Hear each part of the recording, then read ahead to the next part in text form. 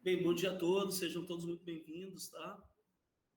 A ideia é continuar o plantão que nós iniciamos na última sexta-feira, só que ao longo desta semana eu tenho compartilhado nas salas de aula um material específico que traz textos que estarão na prova de vocês. Então, eu me dedico a explicar esses textos e tentar aproximá-los ao máximo do padrão da prova, tá? Então, assim, não tem mistério, não tem segredo. A prova, ela tem poucos conteúdos e os conteúdos estão diretamente entrelaçados, né? É possível que você compreenda com muita tranquilidade que quando nós falamos sobre pré-modernismo, por exemplo, nós precisamos acionar alguns conhecimentos, né? Quando eu falo que um artista é pré-modernista, como Euclides da Cunha, Graça Aranha, Lima Barreto, Monteiro Lobato ou Augusto dos Anjos, eu estou dizendo que esse artista ele está articulando seus textos entre os modelos tradicionais e as vanguardas. Então, assim, todas as vezes que eu estiver falando sobre... como é que tá o áudio aí, galera? Não tá legal, não? Só para a gente ajustar aqui. Valeu, João Matheus, bom dia, irmão. Pedro Nicolas, valeu, boa. Tá bom? Tá normal? Beleza, galera, muito obrigado. Então, assim, ó, vamos lá então, para todo mundo entender muito bem, né? A nossa prova é uma prova super simples. Não, de boa, de boa. Mas vocês estão me ouvindo? Estão me ouvindo bem? Eu preciso que vocês me digam. Vocês estão ouvindo direitinho? Massa, valeu. Muito obrigado, então. Então é o seguinte, galera, ó, vamos nessa. A nossa prova é uma prova tranquila. Por quê? Porque esses conteúdos são conteúdos que nós já desenvolvemos, já revisitamos, já cobramos nas provas anteriores. Então, assim, pré-modernismo, como é que você identifica? Pelo ecletismo estético. A maior parte dos autores são prosadores. Tem um grande poeta, que é Augusto dos Anjos. Quando você olha para os textos, você percebe que os textos apresentam tanto características das escolas do final do século XIX, quanto antecipações de modernidade. O grande lance para você entender o que foi o pré-modernismo é você compreender que um autor pré-modernista ele não é moderno. Tá? O pré-modernismo só aconteceu no Brasil, foi um período transitório, e toda vez que se fala em transição, pressuposto, antecessor e sucessor. Se é um período de transição, então tem algo antes e tem algo depois, tá? O que é o antes? O realismo, o naturalismo, o parnasianismo e o simbolismo. E o que é o depois? As vanguardas. Então, tranquilo, galera. Ah, tio, então esse termo pré-modernismo, ele foi um termo inventado? Sim. Inventado por quem? Por um professor. O que foi que esse professor viu? Ele viu que entre 20 anos, entre 1902 e 1922, começaram a surgir várias obras literárias que não tinham uma definição específica e que se marcavam pela mistura de estilos. E aí? Aí ele chamou de pré-modernismo. Mas por que ele chamou de pré-modernismo? Porque ele viu que essas obras, elas antecipavam elementos novos, elas antecipavam traços de modernidade, mas elas ainda estavam vinculadas à tradição. Então, desta forma, não havia como dizer que essas obras eram modernas, embora elas já antecipassem traços de modernidade. Ponto. Aí o outro conteúdo que será cobrado, as vanguardas europeias. Pô, galera, aí é fácil demais. Por que é fácil demais? Porque você foi obrigado a ouvir falar das vanguardas antes mesmo de estudá-las. Porque se eu estou dizendo que as obras pré-modernistas oscilam entre o realismo, naturalismo, parnasianismo, simbolismo, que representa a tradição, e as vanguardas, você já tem que ter uma noção. E o que foram as vanguardas? Movimentos artísticos revolucionários que propunham coletivamente o desejo de ruptura com a tradição. As vanguardas, elas têm individualidades? Têm. Eu vou cobrar essas individualidades? Não. Eu vou cobrar de uma maneira muito geral. Como é que eu vou cobrar? Por exemplo, você está lendo um poema e você percebeu que nesse poema o discurso é fragmentado. Ou seja, não tem elementos de coesão, não tem conectivo. Tipo cidadezinha qualquer. Né? Aí tá lá o poema. Cidades entre bananeiras, casas entre laranjeiras, mulher, amor, cantar. O cachorro vai devagar, devagar janelas olham. Eita vida besta, meu Deus. O poema apresenta frases nominais. Essas frases nominais elas foram colocadas de maneira justapostas, sem um elemento de coesão. Então, a gente tem uma visão de drone, a gente tem uma visão multifacetada, tridimensional sobre essa cidadezinha. O que rolou aí? Rolou o cubismo, né? O cubismo na pintura se caracteriza pela utilização das formas geométricas, que permite a fragmentação dos seres. E você vai olhar para os seres e vai identificá-los em 3 dimensões. Na literatura, aí nós vamos ter também uma visão fragmentária, só que constituída a partir de uma linguagem sem elementos de coesão. Aí como é que você reconhece, por exemplo, o futurismo na literatura? A crítica ao modelo tradicional e a exaltação da industrialização crescente. Como é que se identifica o expressionismo na literatura? A representação da dor, da agonia, do sofrimento humano, o gosto exótico pelo caricatural. Aí, no caso do dadaísmo, você normalmente não identifica o dadaísmo na produção literária, porque o dadaísmo se desenvolveu prioritariamente através do ready-made, que é o reaproveitamento de objetos do cotidiano. E no surrealismo, como é que se identifica o surrealismo na literatura? Quando você está lendo um texto e você percebe que os elementos que são apresentados, eles não têm coerência entre si. Quando você está lendo o texto é uma grande viagem. Quando você percebe que não há uma relação lógica entre os elementos apresentados. Então, assim, se você for parar para pensar, quais são as vanguardas europeias que têm mais chances de aparecer nessa prova? Na verdade, a vanguarda que tem mais chance é o expressionismo, né? Por quê? Porque o Augusto dos Anjos, que é o grande nome do pré-modernismo, ele antecipava em seus poemas o gosto pelo caricatural, a valorização da dor, da agonia e do sofrimento humano. Ele expressava uma visão pessimista e fatalista sobre a vida. Portanto, ele utiliza expressões que ferem com a busca pelo belo do parnasianismo. Esse gosto exótico pelo feio é característico do expressionismo. Uma outra situação é a Anita Malfatti, né? Que foi uma das grandes figuras daquele período ali que antecede a Semana de Arte Moderna, que foi fortemente hostilizada pelo conservador Monteiro Lobato. Então, assim, se a gente for parar para pensar, qual seria a vanguarda com maior possibilidade de presença na prova? O expressionismo. Só precisa ter essa noção geral e, consequentemente, desenvolver. Antes de abrir aqui, para que as pessoas possam falar, né, tem pessoas que querem falar, nós teremos questões sobre a produção do Fernando Pessoa. A produção do Fernando Pessoa é difusa. Ela tem 2 caminhos. Tem a produção dele, que é a ortonímia, e tem a produção dos heterônimos. Quem são os heterônimos? São personalidades literárias criadas pelo Fernando Pessoa. O Fernando Pessoa é o único autor da literatura universal a criar outros autores. Esses outros autores se chamam heterônimos, né? E nós vamos também ter na prova o modernismo brasileiro na primeira fase.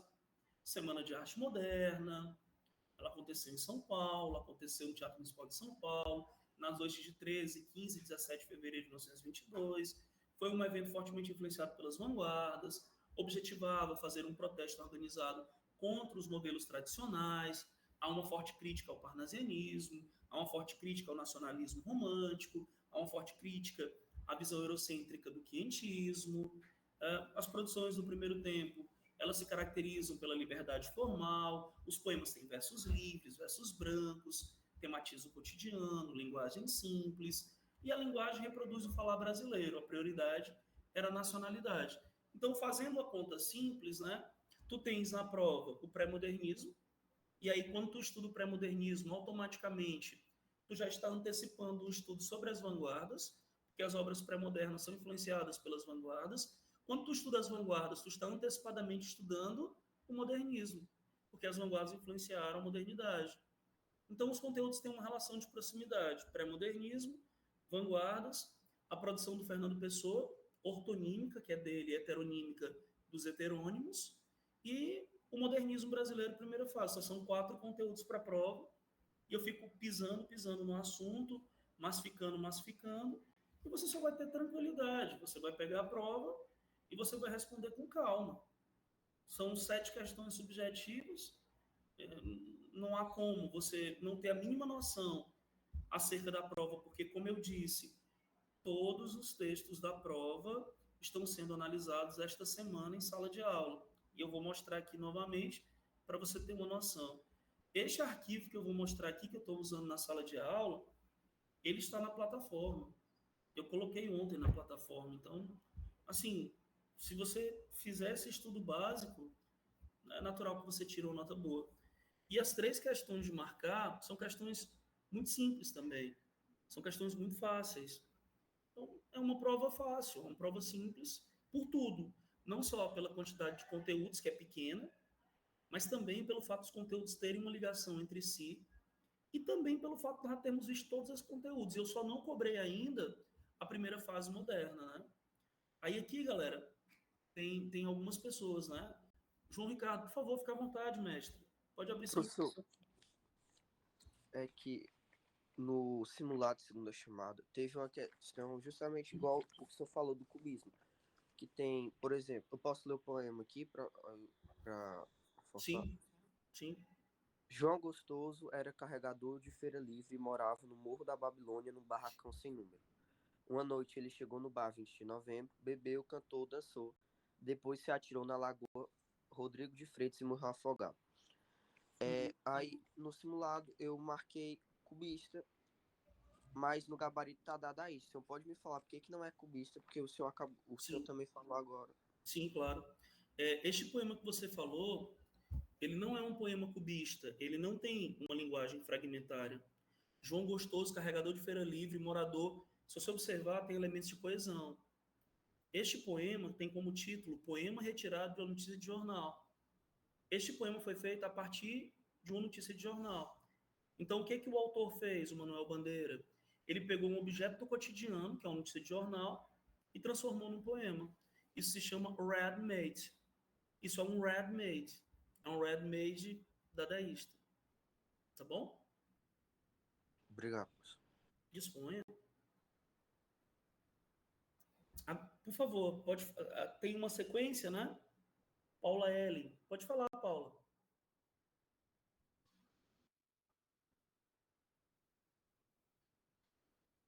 Sim, claro. Macunaíma, do Mário de Andrade, tá? Em Macunaíma, o protagonista ele morre 3 vezes. Isso é surreal. Isso é inimaginável, isso é irracional e ilógico. A pessoa só morre uma vez, né? O Macunaíma, ele sai da floresta amazônica para São Paulo, ele vai correndo, né? Aí no percurso, ele suado, ele vê um lago, aí ele mergulha. Quando ele sai do outro lado, ele sai diferente. O Macunaíma era preto, ele sai do outro lado branco. Isso é inimaginável. Essa situação irracional e lógica inimaginável, que mais parece um sonho, é surrealismo na literatura. Tá bom?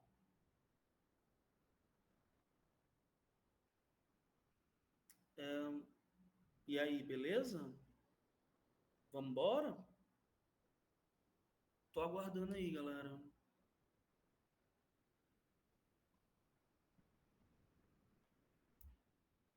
Não, bebeu, pulou, cantou, isso é uma gradação, entendeu? Isso é só uma gradação, mas o texto, ele não foi feito para apresentar uma visão fragmentária. Ele não tem um discurso fragmentário. O poema foi feito a partir de uma notícia de jornal. Então, o que aconteceu aí foi um ready-made, a mesma coisa do Marcel Duchamp, ao pegar um mictório do banheiro masculino e transformar em a fonte. Tá bom? É isso. O poema dadaísta, ele apresenta a Lara. Iracema seria qual vanguarda? Não, não, Lara. Iracema é uma obra romântica. não pertence a nenhuma vanguarda. As vanguardas são movimentos revolucionários. Iracema é uma obra do romantismo. Como os autores modernos querem contrapor as obras românticas, o nacionalismo e o indianismo, Macunaíma é uma paródia de Iracema. Então, o que a gente percebe é que Macunaíma é um personagem verossímil, que se aproxima da verdade, porque ele tem qualidades e defeitos, ele é um anti-herói, ele contraria a personagem Iracema, que é inverossímil e idealizada. Então, ao invés de termos como Iracema uma indígena representando o povo brasileiro, em Macunaíma nós temos um indígena preto que fica branco, ou seja, miscigenado. Aí nós temos uma visão crítica sobre a formação do povo brasileiro. E aí, a Paula, tudo certinho, Paula, você entendeu?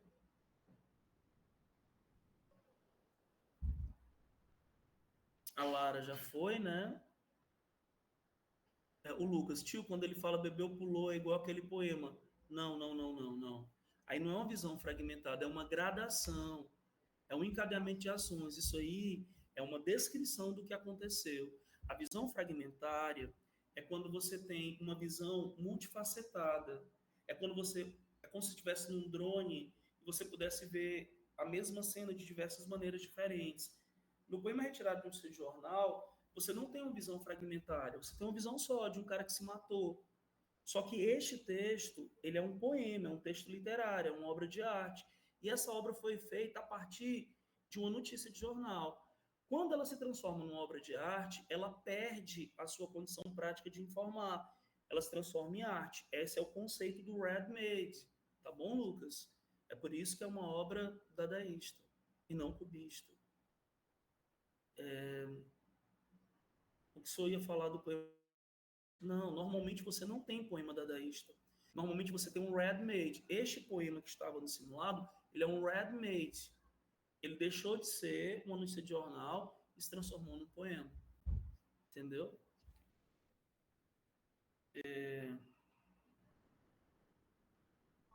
A Paula, até hoje eu estou esperando ela falar aqui.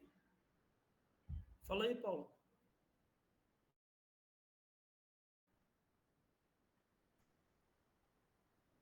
Talvez ela já não esteja mais entre nós, né? Ah, está. Valeu. Boa. Excelente.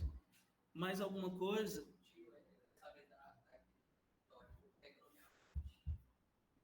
A fonte, porque quando ele virou de ponta cabeça, ele sugeriu que era possível, assim como uma cachoeira, brotar água de lá. Quando ele vira de ponta cabeça, o mictório, ele tem uma parte, a parte de baixo do mictório, que é no formato de funil, tem um ralo, né? Aquele ralo é para a urina passar. Mas quando você coloca de ponta cabeça, vira tipo um chuveiro, tipo uma cascata, entendeu? Aí a água vai jorrar, tá bom? Como é seu nome? Eu tirei a dúvida do Caio. O Caio está aqui na plateia, tá? Tem uma galera aqui na sala de literatura, né? A aula é online, mas para algumas pessoas está sendo ao vivo aqui. Bem, galera, tudo certinho? Alguma dúvida? Posso andar? Vamos? Eu vou andar, tá? Eu vou colocar aqui, ó, os slides. Vamos avisar. Estão vendo aí? De boa? Pronto. Olha aí, galera. Nós temos um poema que para muita gente é o terror, mas para vocês não deve ser um terror. Tio, como é que a gente faz para ler e entender um poema?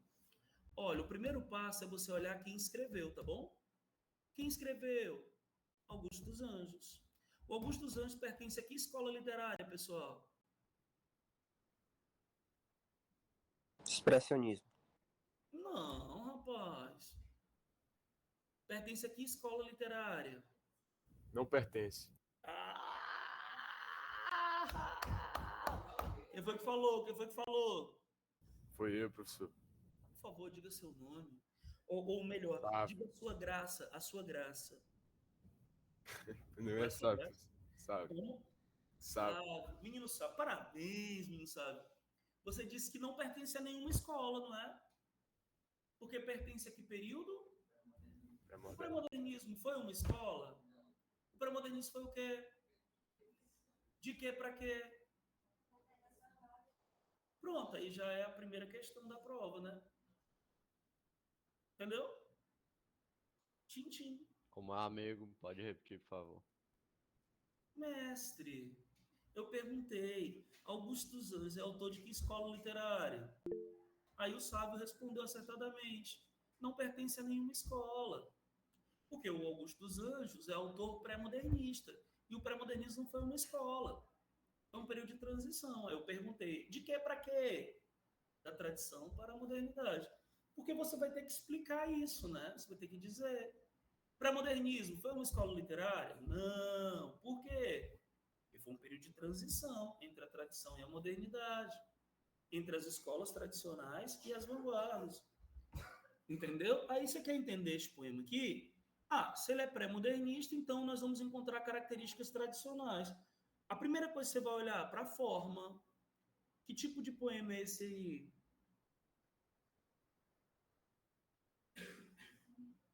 Um soneto clássico.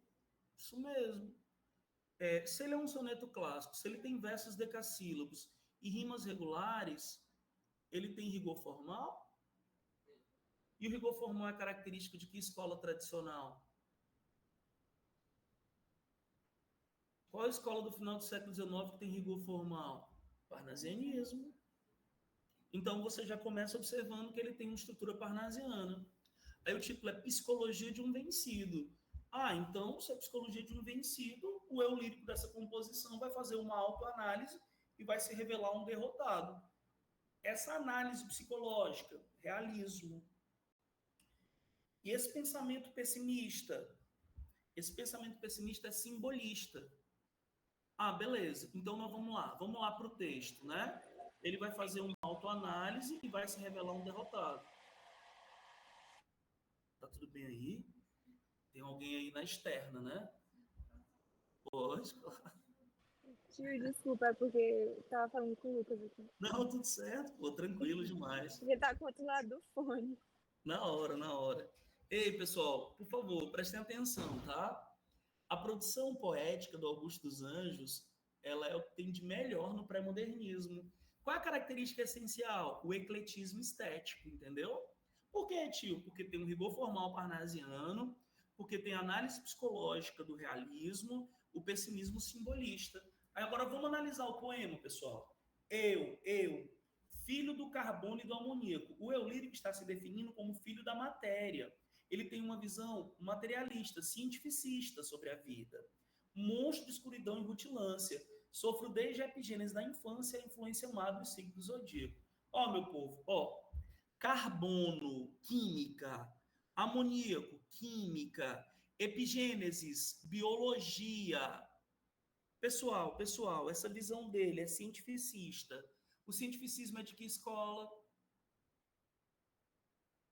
Naturalismo. Profundissimamente hipocondríaco. Este ambiente me causa repugnância. Sobe minha boca uma ânsia análoga, semelhante à ânsia que se escapa à boca de um cardíaco. Meu povo, ele está se autodefinindo como uma pessoa bem resolvida ou uma pessoa com problemas? Problemas. Isso, ele está feliz ou ele está desesperado? Desesperado. Ele está se sentindo mal pra caramba, pô. Ele está dizendo que está tão agoniado quanto uma pessoa que está tendo uma parada cardíaca, pô. Já o verme, tio, que diabo é que ele vai falar de verme? Já o verme é este operário das ruínas, que o sangue podre das carnificinas come e a vida em geral declara guerra. E galera, não é nem um pouco agradável falar de verme, né? O verme comendo a carnificina, apodrecendo o corpo. Esse gosto é um gosto por aspectos agônicos, sofríveis, né? Esse gosto exótico é de que movimento? Expressionismo, que eu falei, que tem mais chance de aparecer na prova. Anda a espreitar meus olhos para roê-los e há de deixar-me apenas os cabelos na frialdade inorgânica da terra. Então o verme vai decompor o corpo dele, não vai? Vocês entenderam por que ele disse lá na primeira estrofe que desde que ele foi concebido para dar errado, é porque ele nasceu para morrer. Qual é a visão que esse cara tem sobre a vida? Positiva ou negativa? Otimista ou pessimista? Pessimista.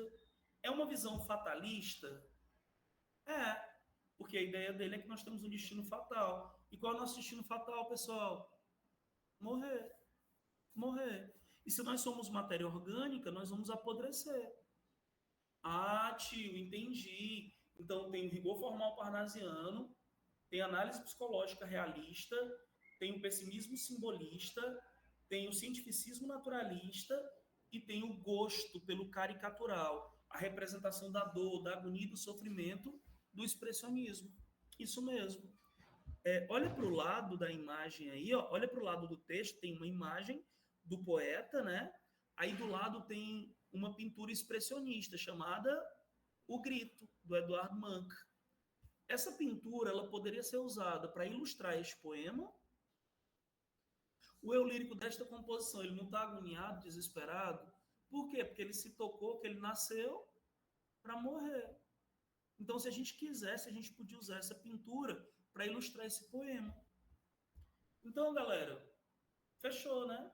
Ó, agora, aí, ó, Augusto dos Anjos, Monteiro Lobato, Lima Barreto, Graça Aranha, Euclides da Cunha. Pessoal, vamos lá. Qual é a característica principal do pré-modernismo? Ecletismo estético. Isso, perfeito, mestre. Ecletismo estético. E que outra característica importante a gente deve destacar? Predomina a prosa ou predomina o poema? Predomina a prosa ou predomina o poema? Não são 5 autores? Tem quantos prosadores? Prosa, mestre. Quatro, rapaz. Prosa. Então, primeira característica, aqui já é a segunda questão. Ó, primeira característica principal, ecletismo estético, é a mistura de estilos. Segunda característica, predomínio da prosa. Vamos lá, galera, vamos lá. O Monteiro Lobato, prosador. Qual foi o personagem caricatural que ele criou para representar o sofrimento do homem do interior de São Paulo? O Jeca Tatu. O Lima Barreto, qual foi o personagem caricatural que ele criou para representar o fanatismo pela pátria? Bora! Policarpo Quaresma. Policarpo Quaresma, perfeito, velho. E o Graça Aranha, galera?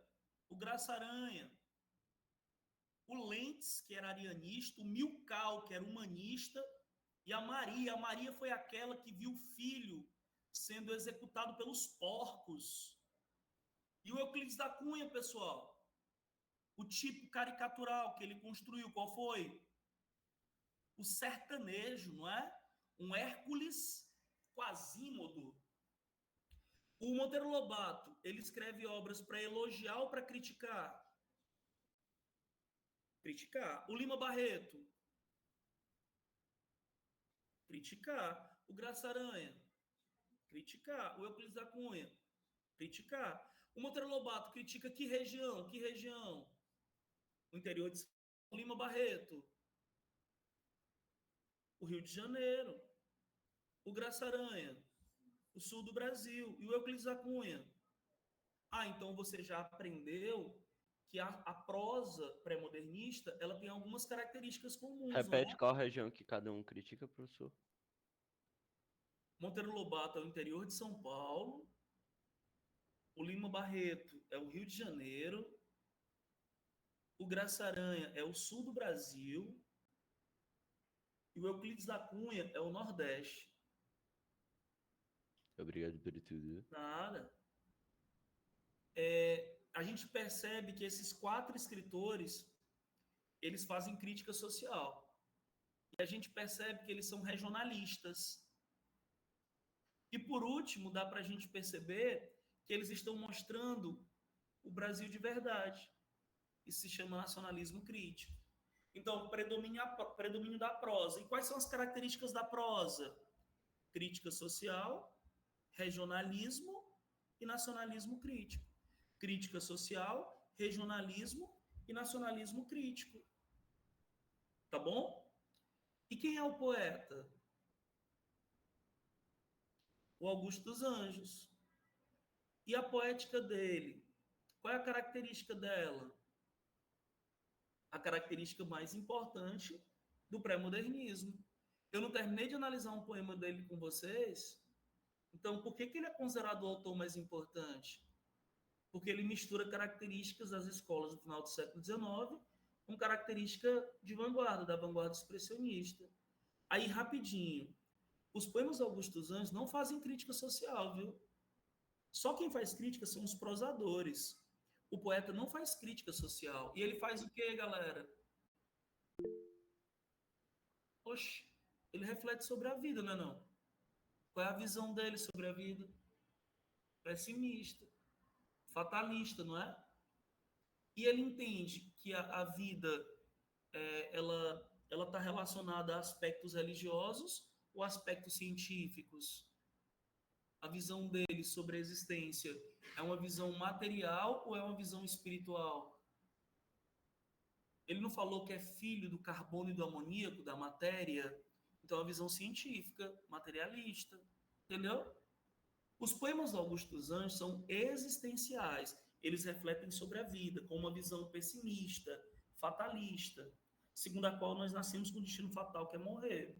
Então, pessoal, se tiver que caracterizar a prosa e a poesia, você vai dizer que a prosa se caracteriza pela crítica social, pelo regionalismo, pelo nacionalismo crítico. Já a poesia se caracteriza pelo ecletismo estético, se caracteriza pelo existencialismo, pela visão pessimista, pela visão fatalista.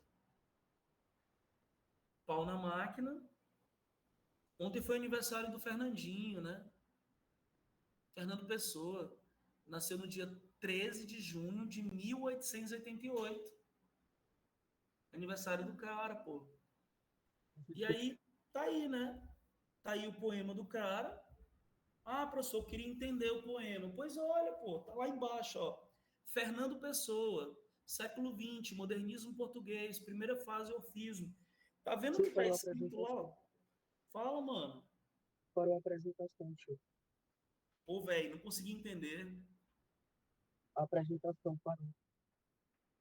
A apresentação parou? Parou não, mano. Deve ter sido a internet aí, velho. A galera falou que tá gerando, pai.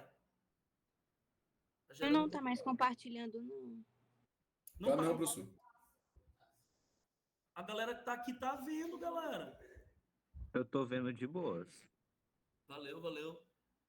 Eita porra, meu irmão. Com certeza o Gasparzinho. Parou de transmitir, professor. Parou. E agora, estão vendo, velho? Não. Éguas. Não, pô.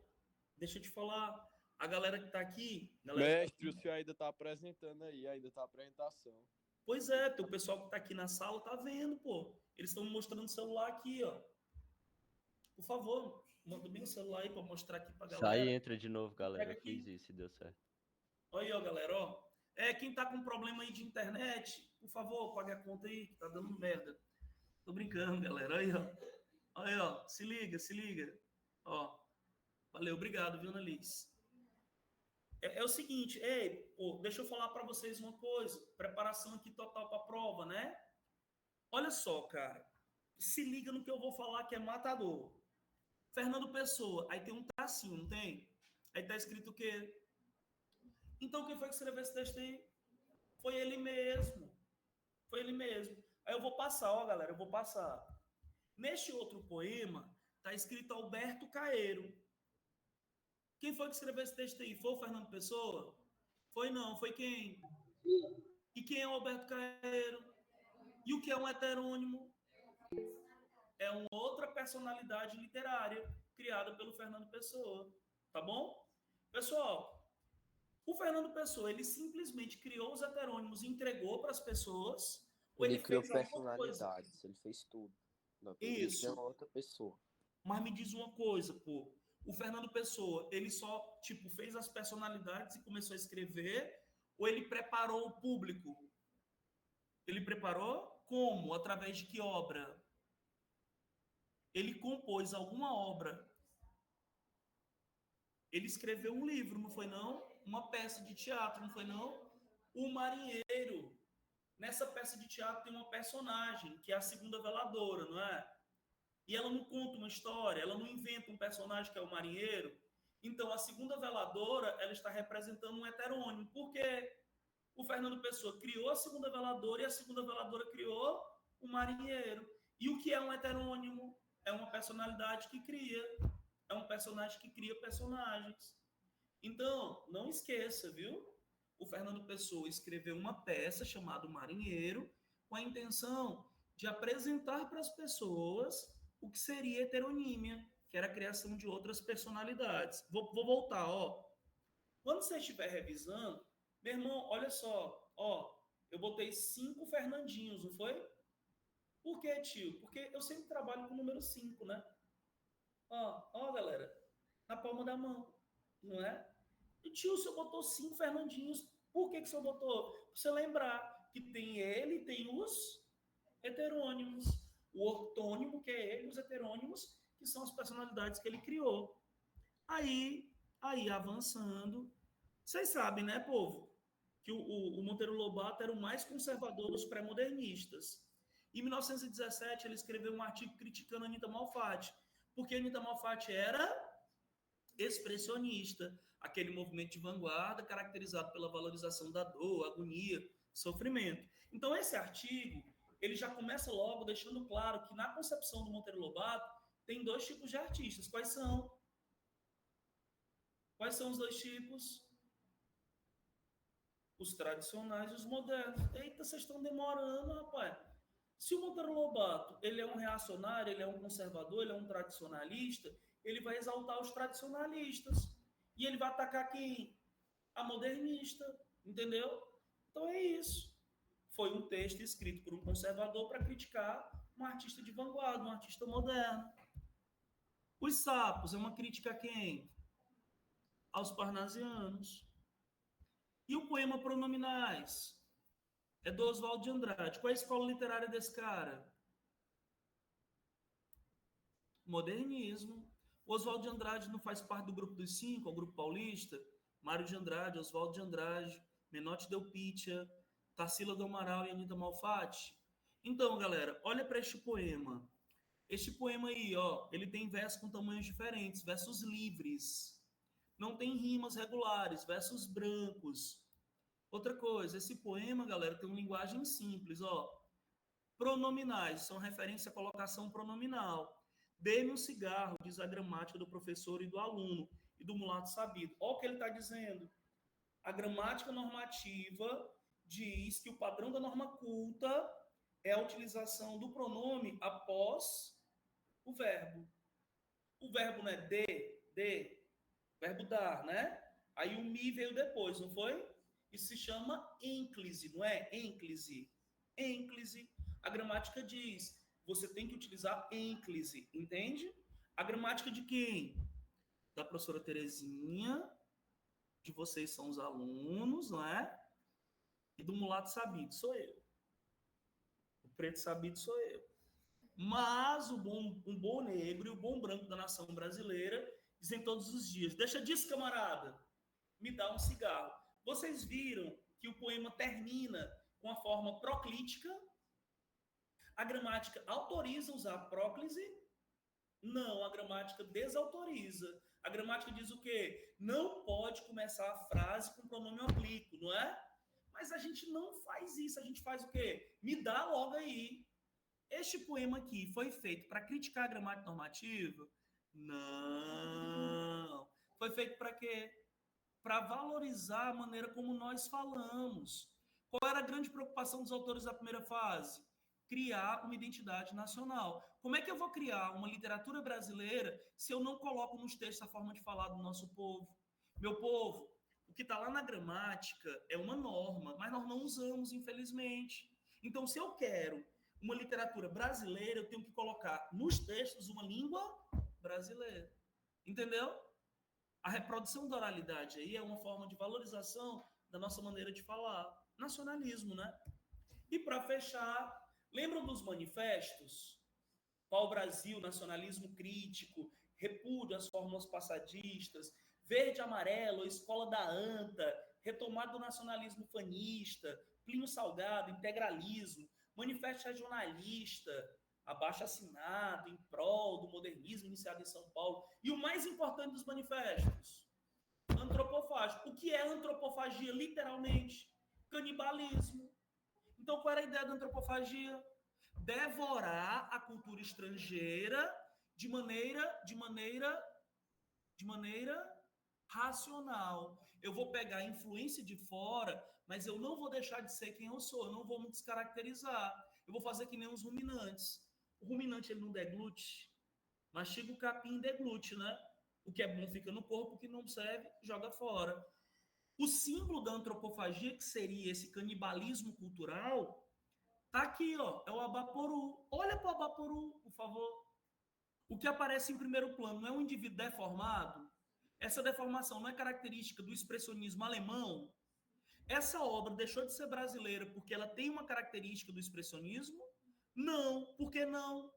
Porque o personagem representa o trabalhador braçal brasileiro, porque ao fundo tem a natureza brasileira com cacto e com sol, e as cores não são as cores quentes do Brasil? Então, essa obra, ao incorporar características estrangeiras, ela não se descaracterizou. Ela se tornou mais rica, porque a arte brasileira adaptou conscientemente uma influência estrangeira. Então, a ideia da antropofagia era um crescimento para a arte brasileira, a partir do momento em que ela pudesse adaptar influências estrangeiras de maneira racional. É isso aí. Acabou, né? Aí, ó, uma galera, né? Tirar a foto aqui. Eu vou tirar a foto da galera toda, tá? Vou tirar a foto da tela do computador, chegando também no público aqui, ó. No público. Vai, galera. Agora, por favor, bota o celular aí, que é para ser uma foto metalinguística. A minha geisha apareceu. Aparece ali na porta, geisha. Tirou 3 mestre. Já é, né? Vai lá, geisha. Aparece Ei, lá. mestre. Ei, mestre. Aí. Aí. Fala, meu irmão. Ei, eu te amo, mestre. Eu te amo muito, mestre. Ah, valeu, André. Valeu. Beijo. Valeu, galera. Tudo de bom, viu? Não foi. Boa prova.